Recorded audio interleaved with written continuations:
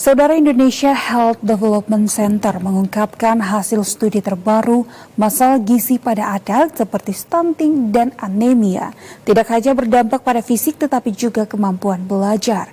Kondisi ini dinilai berpotensi memengaruhi kualitas sumber daya manusia Indonesia ke depan.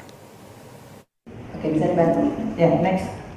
Ketua Dewan Pembina Indonesia Health Development Center atau IHDC, Profesor Dr. Nila Juwita F. Muluk menegaskan bahwa kualitas sumber daya manusia Indonesia ke depan sangat bergantung pada kondisi anak sejak dini.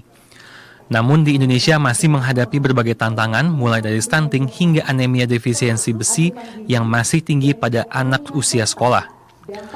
Profesor Nila mengungkapkan bahwa kondisi tersebut tidak hanya berdampak pada kesehatan, tetapi juga berpotensi menurunkan kemampuan belajar anak, termasuk fungsi working memory yang sangat penting dalam pendidikan.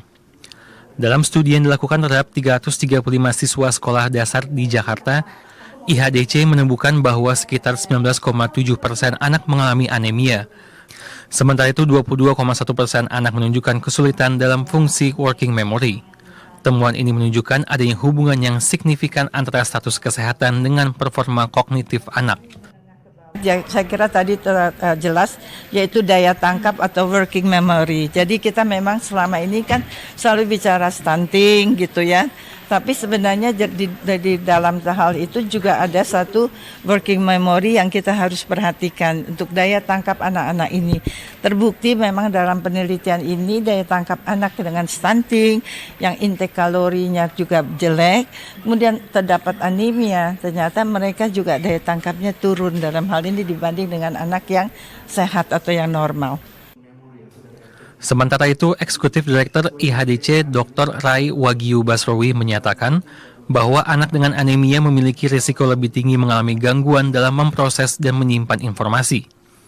Kita tahu berarti strateginya sederhana, memastikan intake proteinnya tercukupi. Nah, berarti dicari nih sumber-sumber protein yang paling gampang dan paling bisa memberikan dampak jangka pendek, menengah, dan panjang. Salah satunya tentu saja sumber protein hewani, karena ini terbukti secara bioavailabilitasnya bagus ya. Telur, ikan, daging kalau bisa. Nah, salah satu juga dari hasil penelitian Dr. Lucy bilang tadi kan fortifikasi. Susu pertumbuhan, bukan SKM ya, susu pertumbuhan. Susu pertumbuhan itu juga merupakan salah satu bentuk fortifikasi yang gampang dapat zat besinya. IHDC menilai intervensi gizi yang lebih komprehensif diperlukan tidak hanya untuk meningkatkan kesehatan anak, tetapi juga untuk menjaga kualitas pembelajaran dan menyiapkan generasi unggul menuju Indonesia Emas 2045.